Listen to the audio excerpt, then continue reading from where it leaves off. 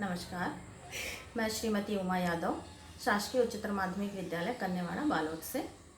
बच्चों, हम ख्याति पढ़ रहे थे, तो आज मैं ख्याति के मूल्यांकन की विधियों के बारे में बताऊंगी आपको।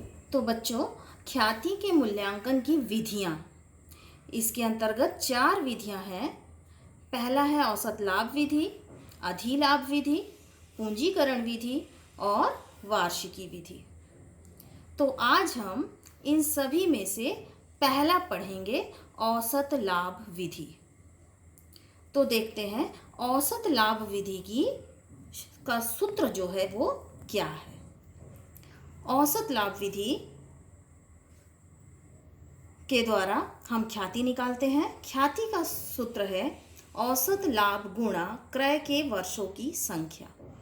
अब यहाँ पर औसत लाभ निकालना है पहले, तो औसत लाभ का फॉर्मूला लगाएंगे हम। गत वर्षों का जो लाभ है उसे ले लेते हैं, अगर हानि है तो घटा देते हैं, अगर असामान्य लाभ है उसको घटा देते हैं, असामान्य हानि है तो उसको हम जोड़ देते हैं, और बटे के नीचे हम लिख देते हैं लाभ व हानि, जो वर्षों की संख्या होती है उसे लिखते हैं।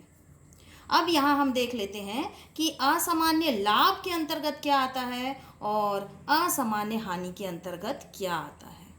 तो बच्चों, असामान्य लाभ के अंतर्गत आता है सट्टे या लॉटरी से आए, गैर व्यापारिक विनियोगों से आए, अनावर्तक लाभ, स्थायी संपत्ति के विक्रय से लाभ। ये है असामान्य लाभ।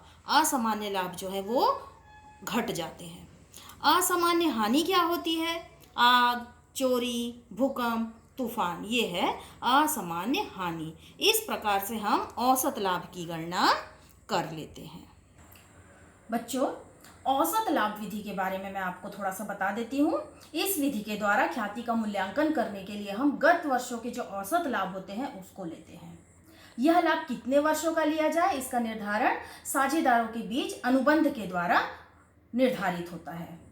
उस औसत लाभ को हम, जब औसत लाभ निकल जाता है तो उसका 2 गुना या 3 गुना ऐसा करके हम ख्याति की गणना कर लेते हैं। तो बच्चों, ये था औसत लाभ विधि निकालने का तरीका। तो अब हम एक प्रश्न सॉल्व कर लेते हैं जिससे आपको बहुत ही अच्छे से समझ में आ जाएगा। प्रश्न है, व्यापारी ने पिछले 5 वर्षों में क्रमशः 4,000 रुपये, 3,000 रुपये, 2,500 रुपये, 3,500 रुपये, 2,000 लाभ के कमाए। आय ख्याति की राशि निकालिए यदि यह गत 5 वर्षों के औसत लाभ का 3 गुना हो। यह प्रश्न है बच्चों। अब इसे हम क्या करेंगे? ख्याति निकालेंगे। तो ख्याति निकालने के लिए औसत लाभ विधि में हमको सबसे पहले क्या निकालना पड़ता है? औसत लाभ की गणना करनी होती है। तो सबसे पहले हम क्या निकाल लेते हैं? औसत लाभ बराबर, इसका फॉर्मूला क्या है? गत वर्षों का लाभ बटे वर्षों की संख्या। अब गत वर्षों का लाभ क्या है? जितने भी प्रश्न में हमारे लाभ दिए हुए हैं उन सब को लाइन से हमने क्या कर दिया?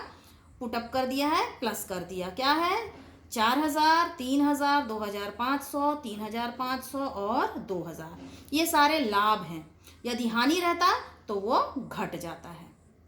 तो ये सारे जो ऊपर में है इसको हमने लिख दिया गत वर्षों के लाभ में, और बटे कर लेते हैं। गिनते कितने वर्ष का है? 1, 2, 3, 4, 5। 5 वर्ष का है, देख लीजिए। 1, 2, 3, 4, 5। तो बटे के नीचे हमने क्या लिख दिया? 5। अब इन सभी को प्लस कर लेते हैं। पूरे को प्लस करेंगे तो कितना आ जाता है? देखिए, 15,000। 15,000 और बटे में क्या है? 5। काट लेते हैं इसको। 5 एकम 5, 5 तिया 15, तो बचा कितना? 3,000। ये 3,000 हमारा क्या है? औसत लाभ। क्या निकला? औसत लाभ। अब औसत लाभ के आधार पर हम क्या निकाल लेते हैं? ख्याति। ख्याति का फॉर्मेट क्या है हमारा? औसत लाभ गुणा क्रय के वर्षों की संख्या। औसत लाभ की जगह हम निकाल लेंगे क्योंकि हमने गणना करके निकाल लिया औसत लाभ। औसत लाभ कितना है? 3,000। और क्रय के वर्षों की संख्या कितनी है? देख लीजिए, ऊपर में दिया है औसत लाभ का 3 गुना। तो ये 3 गुना हम यहाँ पर लिख देंगे क्रय के वर्षों की संख्या में। तो इसको गुणा कर देंगे। 3,000 को 3 से कितना आ गया? 9,000 रुपये। तो ख्याति की राशि हमारी कितनी आ गई? 9,000 रुपये। तो बच्चों देखो, आज आपने क्या देखा, कौन सा प्रश्न हल करा? औसत लाभ विधि के द्वारा ख्याति की गणना। तो जितने भी प्रश्न में औसत लाभ पूछेगा, आप इन प्रश्नों को इस फॉर्मेट के आधार पर, इस फॉर्मूले को लगाकर निकाल सकते हैं।